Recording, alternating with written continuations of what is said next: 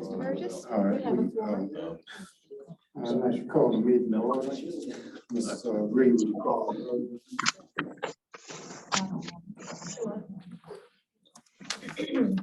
Mr. Brennan, Mr. Burgess, Yes, present. Ms. Leeton, Ms. Herbert, Mr. Howard, Mr. Lawson, Ms. Mood, Yes, here. is that Mr. Lawson? Yes. Yes, this is Mr. Lawson. Good morning, everybody, or good afternoon. Dr. Morris, Mr. Smith, Here. Mr. Acio, Mr. Walker, Here. and the advisory members, Mr. Kane, Mr. Green, Here. Mr. Jenkins, Mr. Coon, Ms. Robinson, Ms. Summers, Mr. Unthink, and Mr. Walker. Here. Oh, I'm sorry. That was Mayor Barry Mayor Walker. I'm sorry, Mayor Walker. I'm sorry. Yeah, Mayor Walker's here.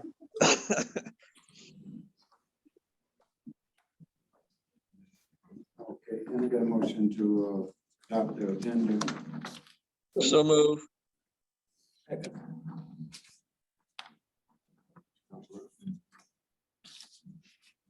Mr. Brennan, Mr. Burgess, Yes. Ms. Gleaton, Ms. Herbert, Representative Howard, Mr. Lawson, Yes, Ms. Mood, Yes. Dr. Morris, Yes. Mr. Smith, Yes. Mr. Acio, Councilman Walker. Yes. Motion carries. Okay. So, Mr. Gossett or Durst. Mr. Chair, I got an email from Mr. Durst saying that he was going to be running late, but he gave me some two sentences to say on his behalf. May I? But if he's running late, you do it when he gets here. You want to defer until he gets here? Okay. Anybody sign in public? No, sir. Nobody from the public. Okay. We're down to 5 consent calendar. We'll get a motion. Second. I'll call the roll. Mr. Brennan, Mr. Burgess, Yes. Ms. Gleaton, Ms. Herbert, Representative Howard, Mr. Lawson, yes, Mood, Yes. Dr. Morris, Yes. Mr. Smith, Yes. Mr. Acio, Councilman Walker. Yes. Motion carries. Discussion items, discussion and action item, number 6.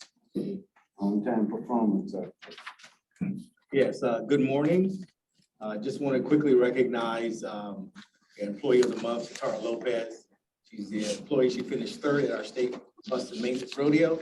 She has over 20 years of experience. So again, I'd like to congratulate her for Employee of the Month. In reference to our on-time performance, we had virtually the same number in March as February, which by the way, happened to be the 2 months together, happened to be our highest since the inception of the contract. Had it not been for the work that was being done on I-77, I think we would have eclipsed February. That did impact us and not really having enough time to recover. But again, a good month. DART had some challenges. That's not the norm. So I do anticipate them rebounding. As far as staffing, I would like to announce this month, we have reached full head count. So we are very excited about that. And overall, we had a pretty good month, and I'm open for any questions.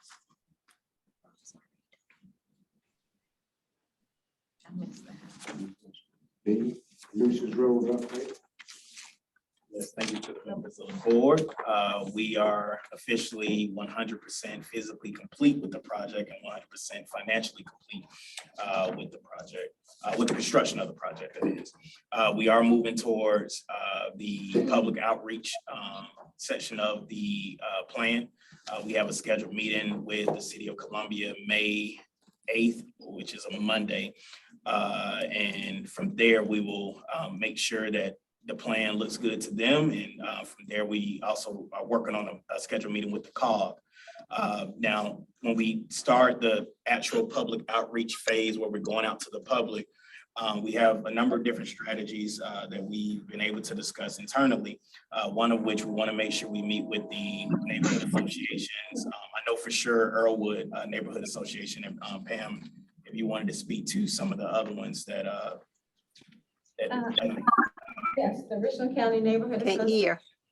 the Columbia Neighborhood Association as well. Riverview Terrace and Broad River Heights will be reaching out to the Broad River Business Association. And linking in the representatives for those two, for that area. Councilman Derek Pugh and Councilwoman Tina Herbert. And we will also do a Facebook Live and do media outreach. We further had some discussions about potentially being able to set up shop at COMET Central, some of the key locations that we know people will probably be impacted the most. We're working on providing some literature as well, like a fact sheet highlighting some of the changes that would take place. So we're really excited about it, but that's where we are on the project at this time. We're hoping to have everything closed out, bearing that we don't have any extreme comments that may derail the project delivery schedule, which will be in September. We hope to finish off the public outreach in the month of June, June/July, in hopes that we can again implement the service by September.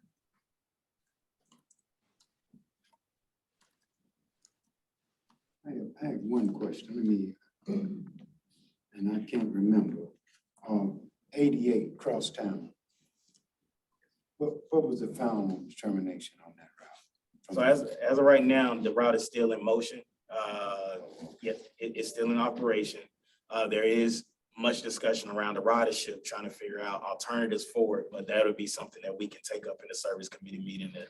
But as we approach the two schools, the two tech schools, Midland and Not as of yet, but I can be sure to make a note to reach out to them. Mr. Chair, yes. I want to applaud the staff of all of the areas that they've described for outreach. I think on this public outreach, it's particularly important that we hear from as many riders as we can, because of the questions that have been raised about what kind of impact the changed routes will have on the length and the ease of their commutes. And so I think having access at the COMET Central is a good idea.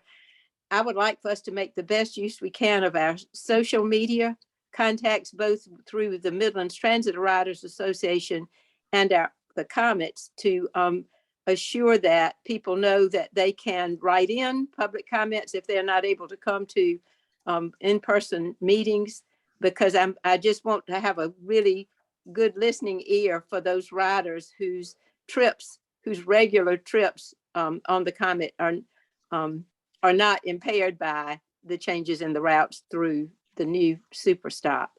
So that was one comment. And then I just want to mention that we still have not resolved completely the access to restrooms at the new super stop. And so that's still a pending issue, and that we may hear from that in the public comment period also.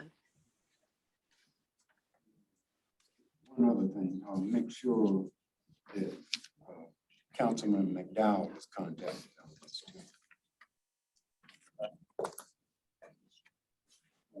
Discussion of food and beverage.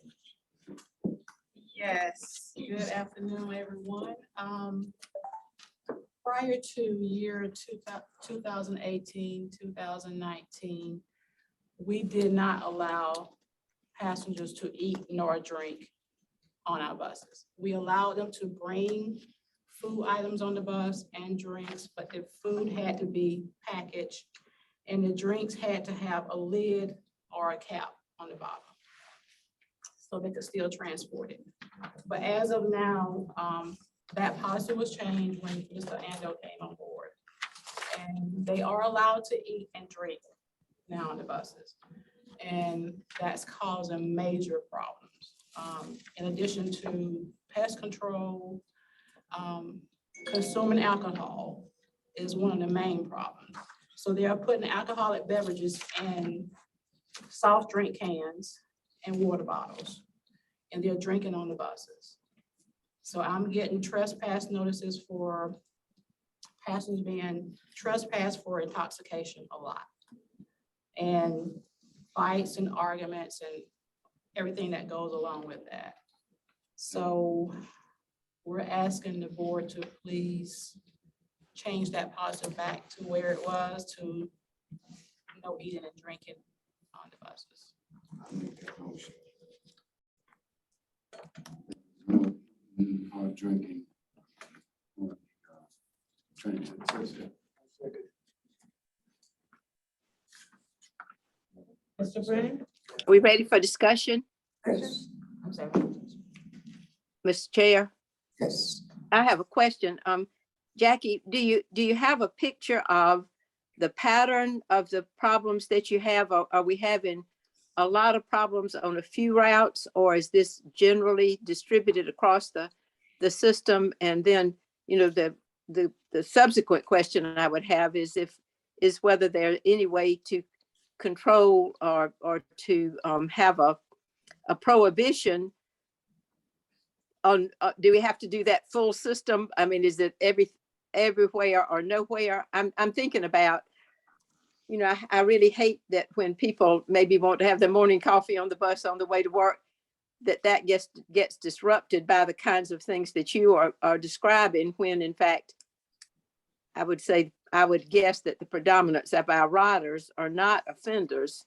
And the misbehavior that you described just kinds of paints with a black brush the whole, you know, a negative brush, the whole idea of people just being able to have a cup of coffee as they go to work.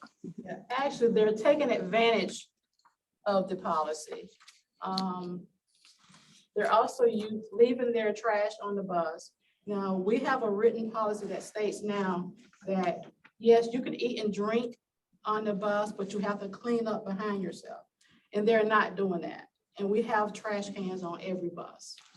So they're taking advantage of it in a negative way. And is this a generalized problem, or do you see patterns of misuse? It's across the board. Yeah, it's spread out. Okay. Is it, either or, meaning that there's nothing we can compromise on? Either you allow it or you don't allow it? Right, it's either going to do it or we're not going to do it. You know, And this- when it was the other way before, when we didn't allow it, we really didn't have any problem. Because if you think about it, they're only on the bus for like approximately, I say 10, 15 minutes at the most before they get to their destination. So it You wasn't. think you think the average trip is that short? Wow. I would say about 15 minutes, 20 minutes. That's the average. Yeah, but we didn't have a problem before when we didn't allow it. Okay. We may have But had you know, one. that was a bad policy when we changed. We just gave carte blanche to Mr. Ando, new ED.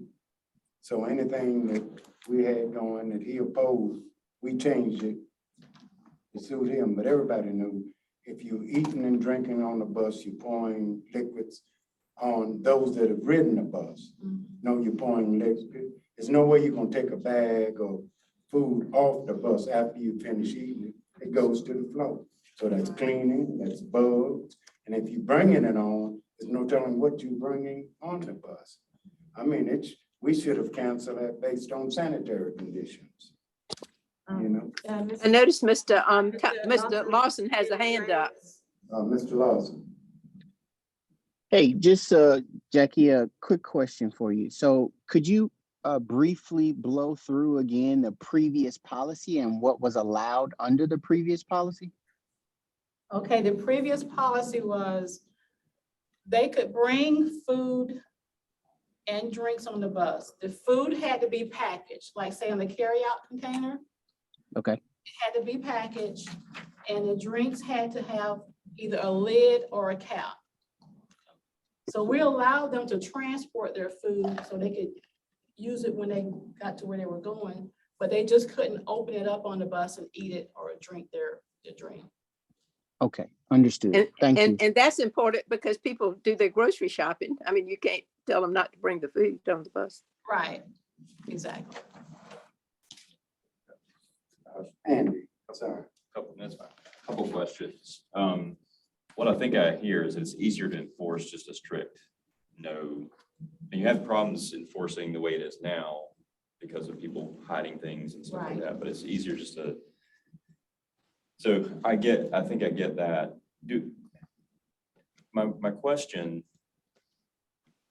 I'm wondering if there is some nuance. So like, I think of emergency situations where somebody needs some water, it's hot, especially in the summer. I have a hard time like saying, you know, you can't have water if you're riding the bus, you're hot, especially if you've been outside.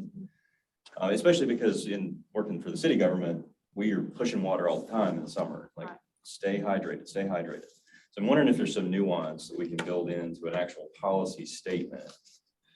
But I don't want to relinquish this whole enforceability issue because I know what you're fighting. I think I hear what you're fighting. I don't want it to be so nuanced that then the driver can't enforce the policy. So I would almost recommend that we charge staff with that task of coming back with to us with an actual policy statement or a revision to the existing policy statement that basically gets rid, to the extent you can, gets rid of the problem while also acknowledging that in a situation someone may need water or some other kind of sustenance. And I wondered what other agencies are doing, and RAPDEV may be able to help us say, you know, it can't be a problem unique to our area. What have other agencies done to try to navigate that balance? Mr. Chair, I would agree with Mr. Smith. I know it's going to be difficult, but take a look at what other bus companies are doing. And even if we have to say, well, we only allow you to have water bottles, but I know they will dilute that. That's what's been happening. Yeah. But do a little more research on it, and I certainly agree that come back and let's discuss this again at the next meeting. So you're amending the motion. So was that a motion to table this issue until the next meeting? Was that what I heard? No, question to you. Okay. And motion has been seconded. So what do you? Well, I'm finished with my discussion. Motion amended. Well, I can amend the motion to allow the staff to do further research and in terms of what others are doing and get back to us.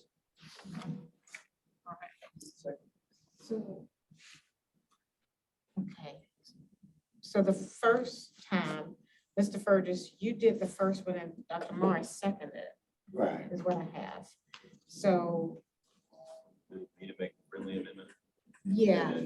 Okay. So I will make a friendly amendment if you'll accept it, Mr. Chair, which is that we charge staff with the task of coming back to us with a written policy that further restricts the drinking of or use of food and beverages on the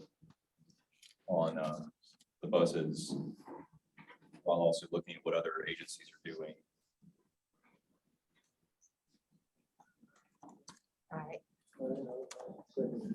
Okay, gotcha. I would second that amendment. Thank you. All right, you ready for a vote, Mr. Chair? Yes. Mr. Brennan, Mr. Fergus, Yes. Ms. Gleason, Ms. Herbert, Representative Howard, Mr. Lawson, Yes. Ms. Moon, Yes.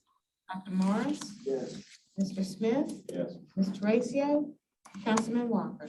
Yes. The motion carries. Thank you. Okay. Now today, annual board resolution for grants. Ms. Francis. Hi, this is on page 63. This is simply the resolution allowing us as staff and a board to apply for funds. Both federal, state, local, any kind of grants that are out there, we have to provide evidence that our board has said it's okay to apply for these. I figured you guys would be happy with that, but I wanted to make sure. Do you need a I motion? need a motion. I make that motion. Apply for all the grants. I'll second, provided you get them. I'll do my best. All right, I will call the roll. Mr. Brennan, Mr. Fergus, Yes. Ms. Gleason, Ms. Herbert, Representative Howard, Mr. Lawson, Yes. Ms. Moon, Yes. Dr. Morris, Yes. Mr. Smith, Yes. Mr. Ratio, Councilman Walker. Yes. Thank you. Motion carries. Okay, now we go to E, Title VI plan. Okay, good afternoon. On pages 65 through 146 is a copy of our agency's Title VI plan. This plan is required to be updated every 3 years. The last plan was submitted to FTA during 2020. So the current plan will expire on July 31st. FTA is requesting that we submit the updated plan to them by June 1st. And in terms of the plan itself, there are no major changes from the previous year. And I had a chance to work with the COMET team in terms of updating the plan. Some of the changes basically consist of, I guess the first thing is that now we are at the peak or the threshold of operating 50 or more vehicles doing peak service. And that's because of the vehicles at the University of South Carolina. So now we meet that threshold. So there's a requirement to submit additional information. And that basically consists of maps. So I have worked with the planning staff and they have updated the maps. We have updated the number of vehicles and the routes. And also included in the plan is titles, is language, LEP, or language assistance plan or language efficiency plan. And that's basically focuses on individuals who do not speak, write, or read English very well. So we have to have that as part of the plan. So we have done some things in that area. We included a Title VI complaint form in Spanish, and we also conducted an LEP survey, and that's included in the plan as well. And we also included information about our public participation process, and I had a chance to work with Ms. Bino Reed in terms of getting that information there. But what you see there is basically what we would like to submit to FTA. And we're requesting approval to submit the plan to meet the FTA compliance requirements.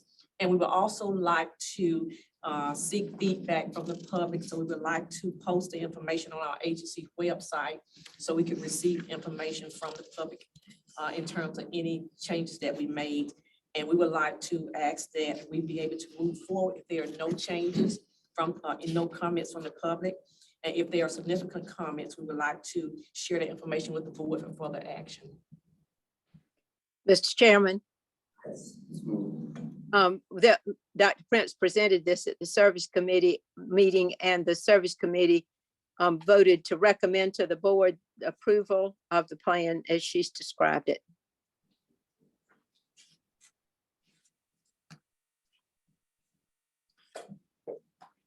Do we need a motion or is this just information? That was the motion from the service committee. I'll second.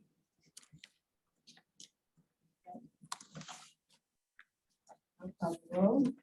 If there's no discussion. Mr. Brennan, Mr. Fergus, Yes. Ms. Gleason, Ms. Herbert, Representative Howard, Mr. Lawson, Yes. Ms. Moon, Yes. Dr. Morris, Yes. Mr. Smith, Yes. Mr. Ratio, Councilman Walker. Yes. Carries. Okay.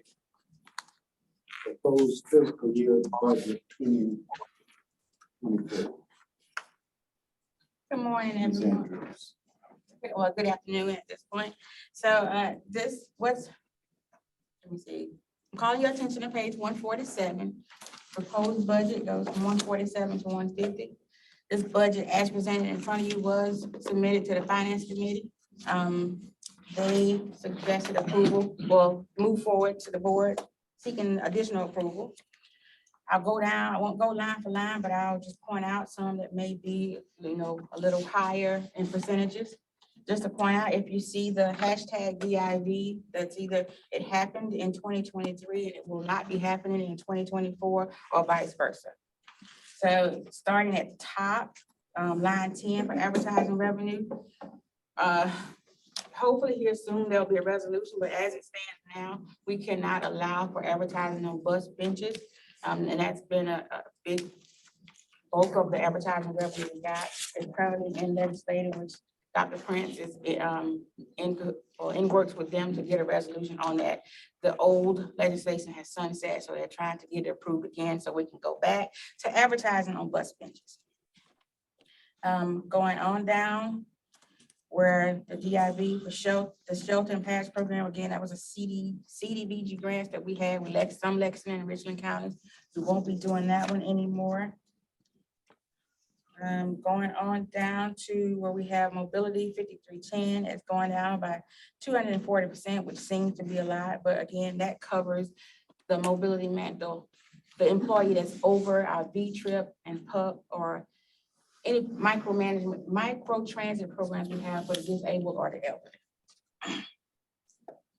elderly. You see a change also in ADP software, as we've had a consultant come in and evaluate most of our softwares, telling us, hey, a lot of them need to be updated. We've done a lot of software updates. So with the grants that Michelle just asked you all to give her permission to go out and seek, this is also grant eligible money. If you see federal revenues out next to them, that's all grant eligible funds that we get back. Turning to page 148. Nothing much here to point out.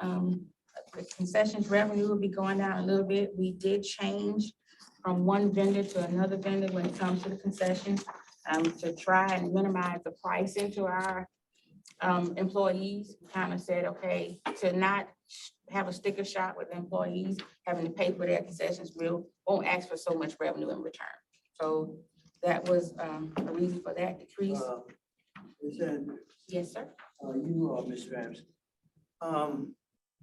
On page 148, is this saying we're getting less grant money? No, this is, for instance, the operations assistance and the ADA paratransit. For this coming fiscal year, there is grant money available. The theory is for operating funds, it's 50-50. So we only get, it's 50-50. We have to pay 50%, but we can use that same money towards, for example, vehicle purchase, which is what's coming up now. And then it's 85-15. So we're only paying 15% rather than 50% for that same pot of money. We're allocating it for something else rather than where we have to spend more. Okay. I see. And so that covers where I see importance in the revenue. Again, revenue being all money that we have coming in. Moving down to the expenses, the ones I would drop, well, we can go on over to page 149. Starting at the top in FY23, which is our current fiscal year, when we did our mid-year budget review, I had a contingency line, which will go away the next fiscal year. That contingency was put in, to give us a zero balance budget. So current fiscal year, revenues were higher than expenses. So that's why this number is on the expense side to give us a balance. So going forward there, as of now, no need for that. The next one I would bring your attention to, CARES Act money, the 5311. Again, we won't be doing that in the next fiscal year. They are readjusting funds in other ways. So not to say we're not getting it there, but we're getting it in another source. But again, on this side, everything I'm talking about are the expenses, which will be money we're spending out.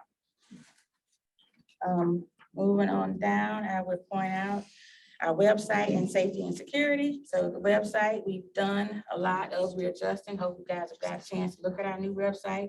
Pam works closely with the people who are doing to make any changes and rearranges of our website. So we're down to minimal on that.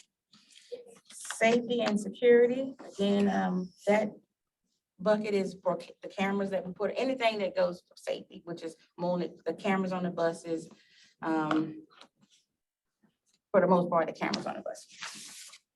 The bike program, so I spoke with the Blue Bike team yesterday. So they gave me a contact for the city of Columbia and Blue Cross Blue Shield to see. I know there's been a conversation amongst us all to figure out what we're gonna do going forward for that bike program. So we didn't budget for it in 2024 until we can figure out what the city and Blue Cross Blue Shield is gonna do, and then come back to you guys to figure out what we're gonna do. My hope is not to, do the 70,000 each year, to find an alternative for it. Under that is the 5310 program, which is our another part of our microtransit program, which is our V-Trip and our PUP. All right, insurance kind of speaks for itself. So going over to page 150, there are two items there that I'll pull out for you. It's 9115, which is our shelters, and 9117, which is capital. So shelters and accessories. We don't anticipate putting up as many shelters in the next fiscal year, but we will put up for some. So we did go down about, significantly on that. For federal expense capital, non-PM, so that would be any capital items that we're gonna, PM is preventive maintenance. So that would be for any capital items like a physical piece of something that we would be purchasing. Down to the bottom, line 122 just kind of gives you what the overall change from fiscal year 23 to 24 is, which a 7% increase from one fiscal year to the next. And that's the end of my report, and I open the floor to any questions. One at a time, one at a time. Let me ask you something. Aren't those shelters 80-20 federal 80 and we pay? Yes.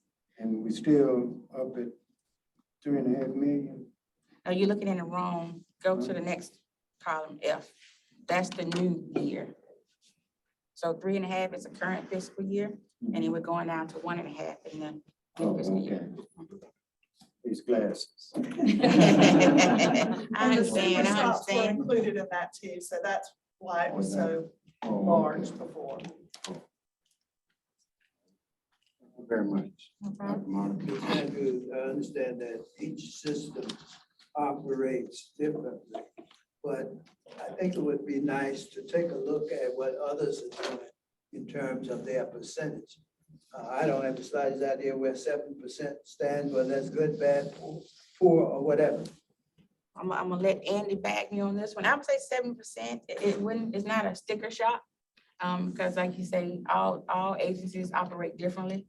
If it had been a 50%, I'd have a cause for alarm. But I can assure you, they all can tell you I am the no master when it comes to spending money on excess stuff. But we go over the budget with a fine-tooth comb, not just myself sitting down and make a decision alone. I include everybody, asking everybody, where some budgets may have to go down, but like I said, because of that lovely lady down there, Ms. Ransom, she'll go out and get those grant funds, which allow us to have money in the bank and keep our buses on the streets and shelters being put up and smile on some faces. And I do want to comment too, that as far as the grant dollars, like CARES Act, for example, we spent all that money. They don't have CARES Act money out there anymore. They have some other COVID-19 funding. It's not called CARES Act. So that would just go away no matter what. And then also, for example, when we do a fleet replacement or we start replacing buses, you'll see our budget will be much different that year than it will be the year that we are not. And it takes us a year to order the buses and get them in. So it might be lower this year or higher this year and lower the next. So just keep that in mind with the federal fund. And if I could recap or add to what she's saying in the lines of other agencies may not be awarded as large of a percent of money that they have out there because of our size. So that could cause our budget to look different than theirs. Thank you very much. So my request is, well, I guess Dr. Marge, you can make the motion. I'm begging you guys approve my budget as presented.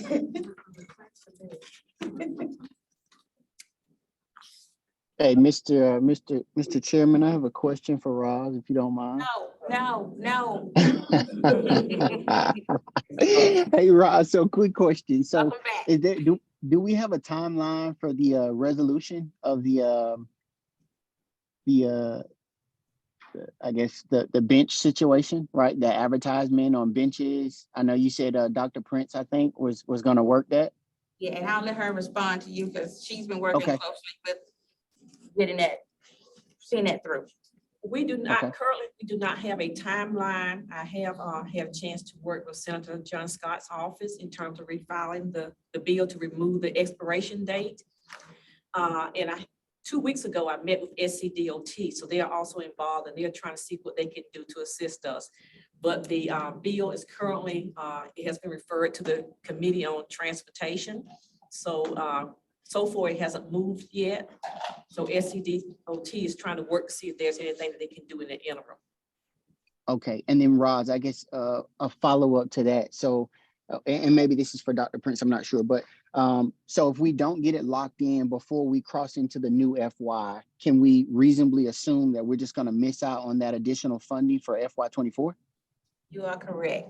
So my hope would be to go back to the advertising agency.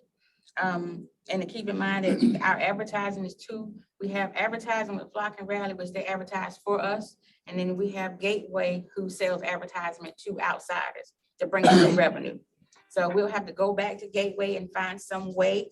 And I'll go and do this, but thank goodness we have a procurement manager on board now to help us. So we may have to go back out and relook, because that was a 20-year contract we gave, hoping it does not take 20 years to come to a resolution.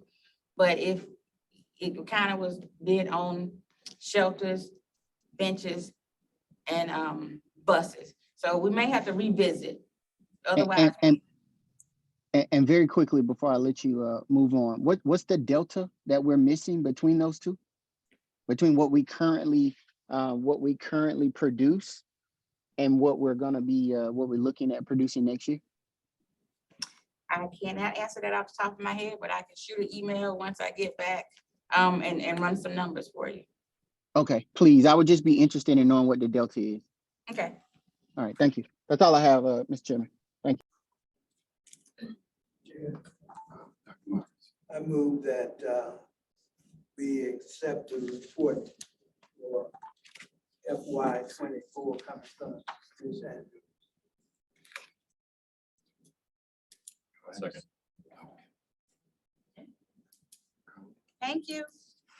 Mr. Brennan? Is accepting the report the same as approving the budget? Is that the same thing? That's how I interpret it. Yeah. Okay, okay. Approval, so I'm saying accept it. She's indicated. Want me to call roll, Mr. Chair? Yes. Mr. Brennan? Mr. Burgess? Yes. Ms. Herbert? Ms. Leeton? Representative Howard? Mr. Lawson? Yes. Mood? Yes. Dr. Morris? Yes. Mr. Smith? Yes. Ms. Tracio? Councilman Walker? Yes. Motion carries. Ms. Banner, Mr. Durst is on. That's what I was gonna tell Okay. you. Yes, sir. Yes, sir. If you would like to recognize him? Yes, Mr. Durst. Mr. Durst?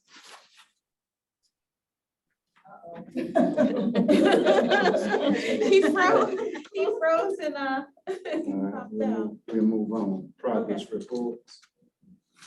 There's nothing from the chair. So Service Committee, Ms. Moody. I think all of the things that we covered in service have already been covered under other agenda items. Thank you. Finance, Dr. Morris. Finance has been covered, mainly the budget. Okay, thank you. Councilman Walker, the ad hoc committee, head search. Well, thank you, Mr. Chair. It seems that we are moving along fairly expeditiously with the ED search process. On the contract with TransPro, which is the search firm, that's been consummated, I believe, on April the 5th of this year. That was signed by Chairwoman Terratio, as well as the president for TransPro. And then I believe on, I think it's May the 2nd or May the 3rd, and Ms. Bono-Reed, you can correct me, but we have work sessions scheduled on one of those days, or perhaps both days, with TransPro, who would be, I'm sorry, Ms. Bono-Reed? Excuse me, it is May 3rd. May 3rd, I believe, from 9:30 to noon. And I would just encourage, all members, including advisory, members of the COMET board, to attend as well. At that work session, Mr. Lewis will be outlining the process for the ED search. And you will all be at liberty to ask as many questions as you would like about the process, as well as provide input. But that would conclude the report or any updates from the ad hoc committee for the ED search. And Councilman Walker and Mr. Chair, I'd like to add that we will be providing breakfast. Okay. Thank you, Ms. Bono-Reed.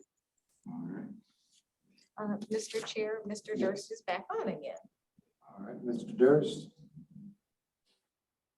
Hello, I'm sorry, I don't know what happened. Yeah, I don't know. So I guess you want my MTRA report? Yes, sir.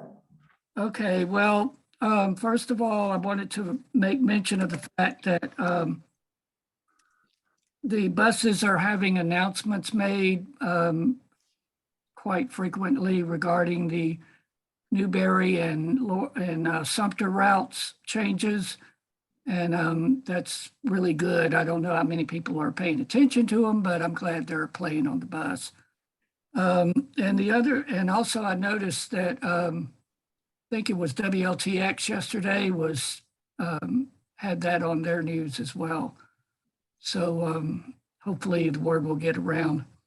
And since I came in late, I don't know what was discussed regarding drinking and eating on the buses.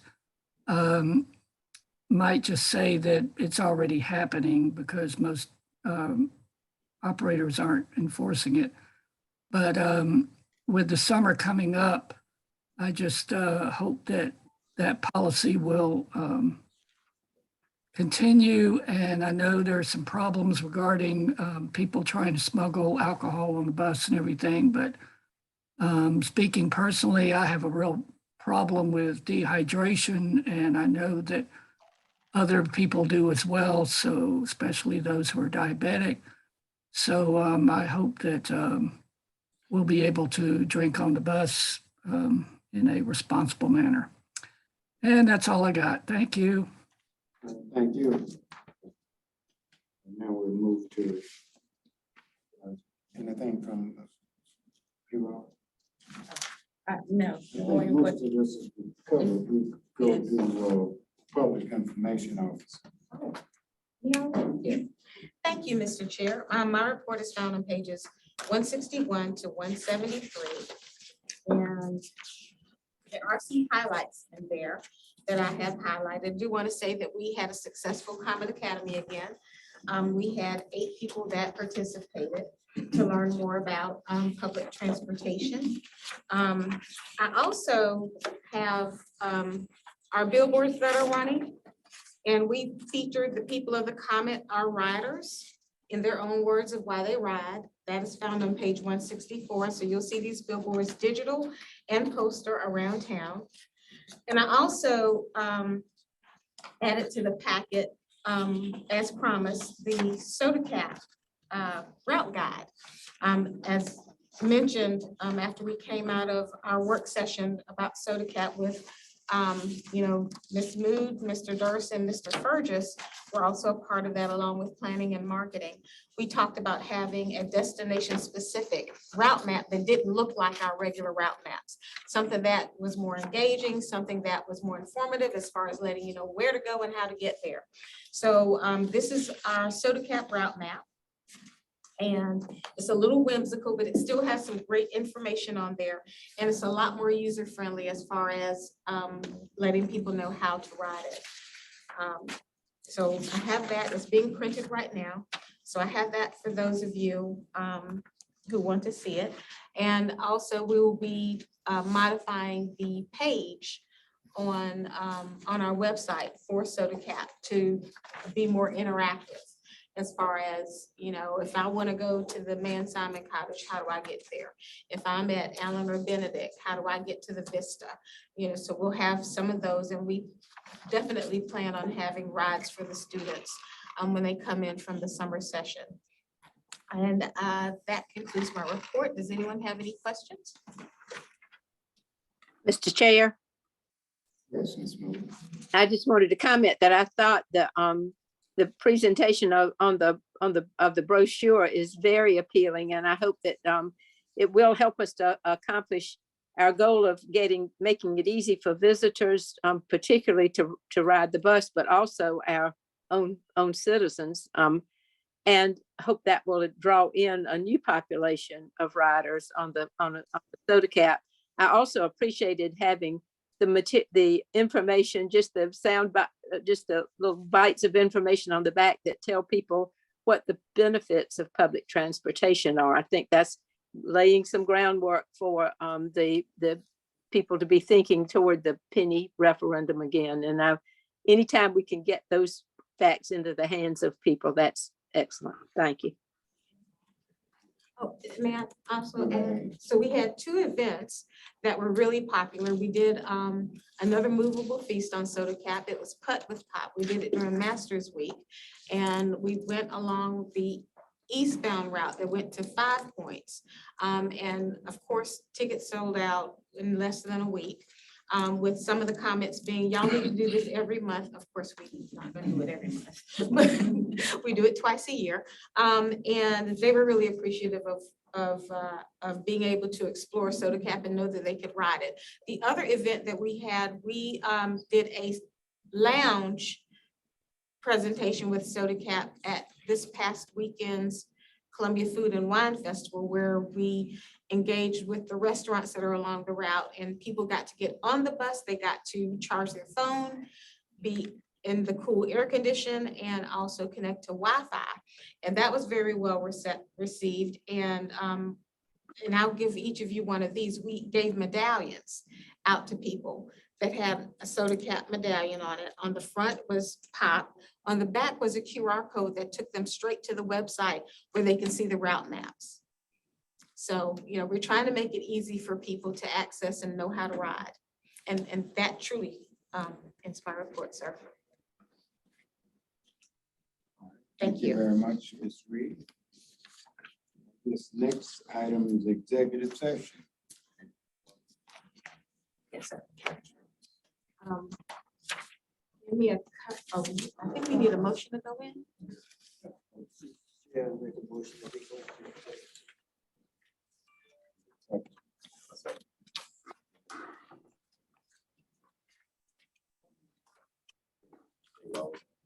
Yeah, you might want to read the, you don't have to read the whole thing, but just the. We go into executive session to discuss section 30-470A5. B, legal contractual personnel. C, legal contractual personnel matters. D, legal contractual personnel matters. Okay, I will call the roll for Okay. going in. Mr. Brennan, Mr. Fergus, Yes. Ms. Leeton, Ms. Herbert, Representative Howard, Mr. Lawson, Yes.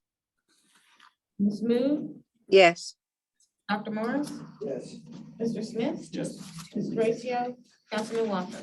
Yes. Okay, I have logged the time as 12:58. If you give me about seconds maybe? And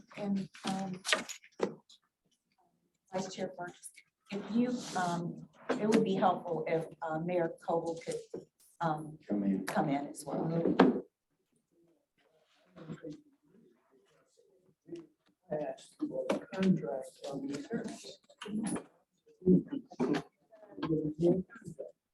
The contract doesn't really lay out all, I think the description would probably be better, helpful.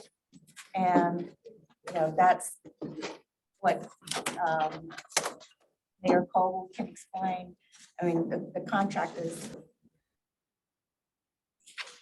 A motion to come out of executive session. second.